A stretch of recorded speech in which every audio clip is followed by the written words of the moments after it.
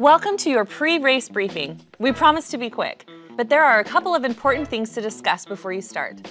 If we follow some basic rules, we'll all be invited back next year. Hey, I'm Jimmy, and I've been hired by the Ragnar guys to do this video. It's called Street Smarts, and when I heard about it, I'm like, hey Jimmy, you're the street smartest guy I know.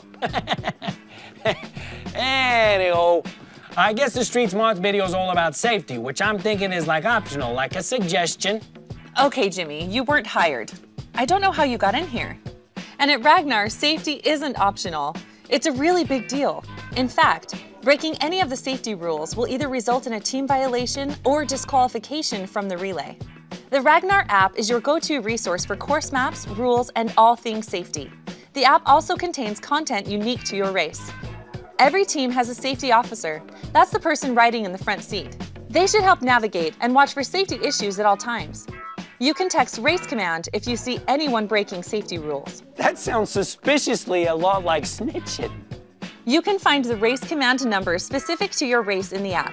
This is a text-only number, by the way, so no voice calls, please. If you violate a safety rule, you'll receive a text notification. 3 violations, and your team will be disqualified. You will need to turn over your slap bracelet baton and will be asked to leave the course. And lastly, if there's a major emergency, call 911 first and then text Race Command. That's pretty much exactly what I just said. So yeah, from what I gather, in this Ragnar thing, you'll be running willy-nilly all over the place through graveyards, back alleys, over chain link fences, that sort of thing. Not really. You'll typically run on sidewalks, bike lanes, road shoulders, trails, and against traffic. Occasionally, you'll run with traffic, so pay careful attention to race signs.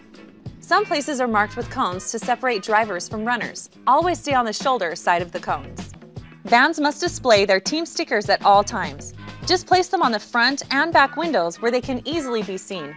Runners' bibs must also be worn and clearly visible by the active runner. Intersections and crossing the road are a big part of safety. Here's how it works. Before you cross at an intersection, always stop and look both ways. If a car is stopped or coming to a stop at the intersection, make eye contact with the driver before crossing. Often, drivers who are turning only check one direction. After you cross the road, follow the touch and go method. Run to the directional sign, touch it, and then follow the direction indicated on the sign. This will keep you on the correct side of the road and headed toward the next sign. Each van is also issued 2 orange crossing flags. They should be carried by those crossing the road to support your runner. Please remember that these flags don't stop traffic, so be sure to look both ways and make sure it's clear to cross. If a road is 3 lanes wide or more, please use a crosswalk. Return the crossing flags at the finish line after the race. It says on this paper here, we're allowed to support our runner. Jimmy can do a lot of things, but Jimmy isn't so good with feelings. You can support your runner. Here's how to do it safely. Don't shadow or drive alongside your runner. It blocks traffic, is not safe, and is not allowed. Instead, leapfrog your runner by driving ahead a mile or 2, then park safely and legally to wait and cheer them on. For safety reasons, some legs are designated as no van support. This means there is no getting out of the van to support the runner. The van will need to proceed to the next exchange. Don't worry, water stations will be available on longer, no-van support legs. One important note on water stations. To offer a more sustainable experience, we will no longer provide disposable cups. Please be sure to bring your own water bottle. Some legs are classified as partial no-van support. This just means that there might be sections of the leg where van support is not allowed. These areas will be marked on your leg maps. Let's talk about lost runners. You know, those certain people who disappear, vanish, without witnesses. Okay, that's never a thing. But if you do have a runner that gets lost, you should go look for them. Here's the best way to do it. Drive to the next exchange and drop off 2 people. We suggest the next runner up and someone with a cell phone. They can wait at the exchange while the van doubles back to look for the lost runner. If you still can't find your runner, text Race Command and we'll help. Feeling your best during the race is easy if you remember a few basic rules. 1. Drink plenty of water. This is really important. Dehydration can end your relay, but it's easy to solve. Sports drinks are also a good way to replace those electrolytes. Jimmy installed electrolytes in the club.